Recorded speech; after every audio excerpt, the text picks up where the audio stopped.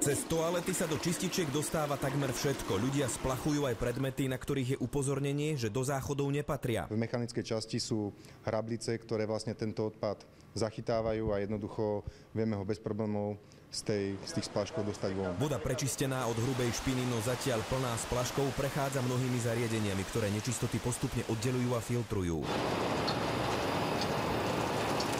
Ďalšie nebezpečenstvo predstavujú tuky a oleje, ktoré ľudia bežne splachujú. Generálny riaditeľ vodární proces, ktorý sa deje v potrubí, prirovnáva ku kôrnateniu ciev. Tuky sa vlastne zachytávajú na stenách tej rúry a tým sa vlastne znižuje prietok toho potrubia. Neskôr na čističke sú ale tuky na podiv užitočné. Pôsobia ako jedlo pre baktérie, ktoré produkujú kalový plyn. Plyn vodárne spaľujú a vyrábajú si elektrinu na chod čističky. Čistička vypustí do váhu každú sekundu hektolitre vody, tak čisté, ako to požaduje legislatíva.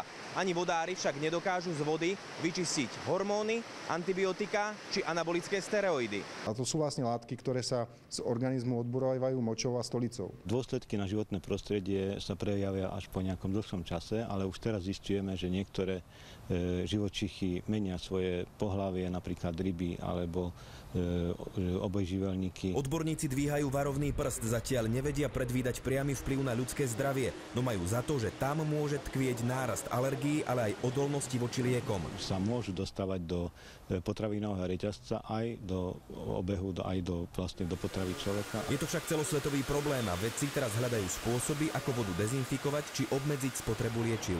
Dušan Tokarčík a Marian Lachan, televízia Markíza.